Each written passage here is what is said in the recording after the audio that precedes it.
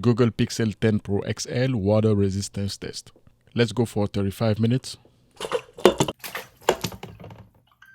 The beeping sound that you just heard is the water indication on the Pixel 10 Pro XL.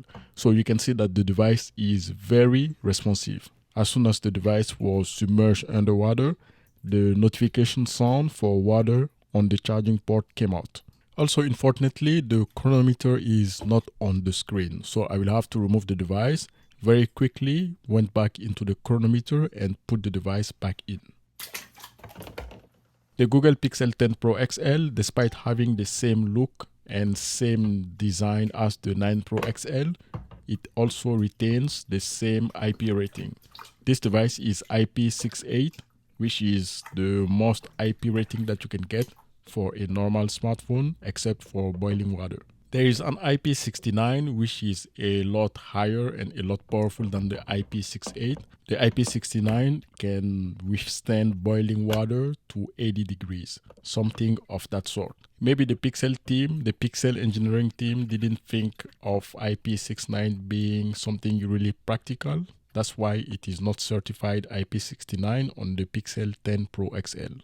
The design on the Pixel 10 Pro XL is very beautiful. It is the same as the Pixel 9 Pro XL. There are a few differences that you will need to look for if you want to see a real difference. The G on the back of the 10 Pro XL is a little bit bigger than the 9 Pro XL. And also the glass, the camera glass on the 10 Pro XL is also slightly larger than the 9 Pro XL. So which means that the cases on the 9 Pro XL are not going to be compatible with the 10 Pro XL, especially due to the size of the camera bump on the 10 Pro XL. So while moving the device around, it went onto the control center and the notification. You can see clearly it is mentioning that the device has water inside the charging port. This is what we said in the beginning of the test with the notification that we heard. The Google Pixel 10 Pro XL is IP68. IP68, the same thing as the Pixel 9 Pro XL, which is also IP68. And I can go back to the Pixel 8 Pro. 8 Pro doesn't have an XL. This is the 9 Pro XL. This one also is IP68. The Pixel 8 Pro is IP68 also, same as the 9 Pro XL and same as this one, the 10 Pro XL. So IP68, the device is water resistant. It is not waterproof, like what a lot of people have been saying or thought that the device is waterproof, but the term is water resistant. By definition, IP68, water resistant up to 30 minutes underwater, and the depth is 1.5 meter. And also dust resistant. Those are the specifications for IP68. So the device has to be moving. That's why I'm doing this. I'm moving the device. So if the device has any default on the water ingress, it will definitely take water inside. So this device, since it doesn't have a SIM card, so that's a little bit of a better thing for water resistance. Less holes in order to take water in. This one has no SIM card. Pixel 10 Pro XL. The Galaxy A56. A56 is here out of water after 30 minutes. Okay, right now 40 minutes for the Pixel 10 Pro XL. Let's wipe the water on the front and on the back. No water on the front, no water on the back. So no SIM card tray. Usually I would remove the SIM card tray at this moment.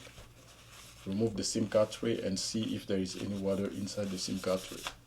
So this one, there is no SIM card tray.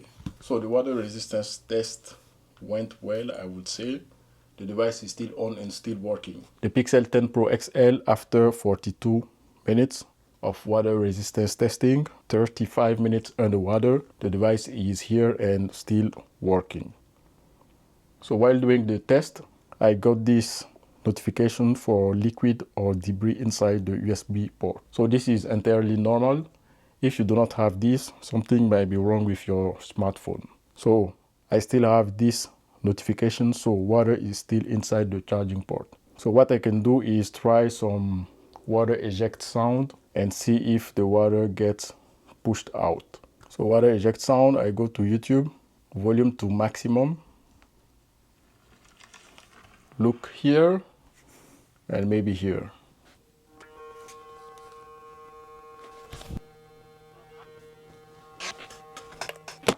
In the past, after this, you should see some water here near the speakers, showing that the water eject sound is working and pushing the water out.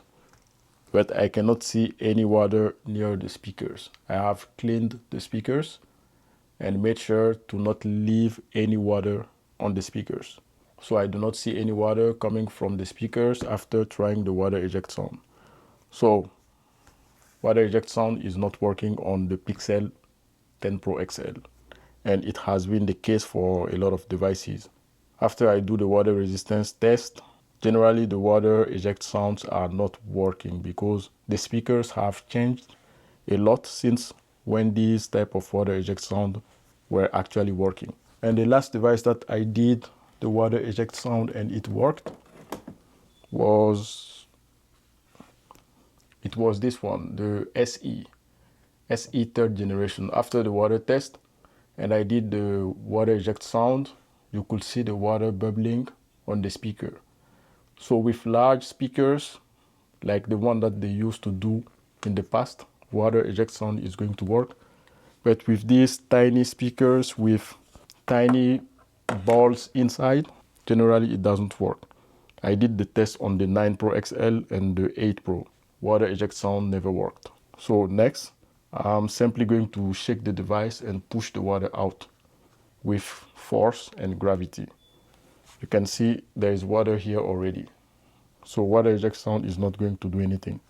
I think this is the best way to push the water out and make sure that you have removed all the excess water out of your smartphone, regardless of the brand. So simply grab the device like this and you do this. Make sure to not let the device go. If you let the device go, you're going to break it. But you can see a bunch of water came from the speakers. So this is the best way to push the water out from the speaker of a modern smartphone. Maybe unless the manufacturers have put some water eject sound on the device that they have used, calibrated for the speaker of the smartphone, which is something that I don't know if they are going to do or if they did. But the good old method of shaking the device with the speaker away from you is the best option to push the water out. Here's the result. You can see all this water. Generally, the speaker at the bottom, the loudspeaker, is easier to push the water out since it is larger. The speaker on the top is very small. You can see the gap is tiny for the speaker in the front. So water might not go inside here. But what I found out was if water doesn't go here, you will have water inside this small hole, this microphone hole. So it is a good idea to do the same thing. Let me remove this so that we can see if there is water in the front or the top. So same thing, hold. You can see water just appeared in this area. And like I said, water was inside the microphone hole. You can see water droplet here. So I've been doing this for a couple of years, so I know where water is going to go. Same, no water now. So at this point, I can say the device is safe from water damage, but you can, or you should still monitor the device 24 hours more to make sure that you do not have any nasty surprise. And also after I have done that, pushed all the water out, you can see the notification has changed 2 minutes ago, okay to use USB port. So this validates my point of removing all the water out from the speakers and the charging port. The device says it is okay now to charge. You have successfully removed all the water. If the notification for water inside the charging port still stays and it doesn't go away, do not charge your device, or you can simply try to charge wirelessly. Wirelessly is not going to have any effect since you're not using this port. So you can do wireless charging. So this one, as of now, it is fine.